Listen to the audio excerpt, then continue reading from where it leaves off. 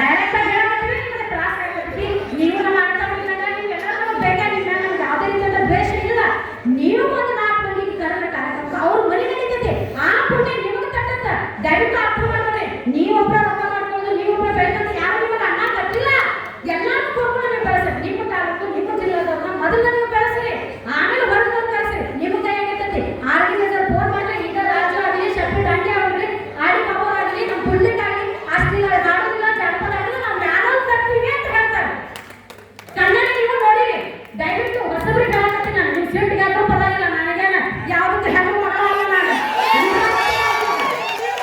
ನಾನು ಇಷ್ಟು ದಿನ ಯಾಕೆ ಕರ್ಕೊಂಡು ಸುಮ್ಮನಿವಿ ಯಾಕೆ ಒಬ್ಬರು ಕೇಳ್ತಾರದು ಎಲ್ಲಾರ ಕೈ ಮುಂದೆ ಕೊಡ್ತೀನಿ ಮಕ್ಕಳಿಗೆ ಸುಧಾರಿಸ್ತಾರ ಅಂತ ನಾವು ಅನ್ಕೊಂಡ್ವಿ.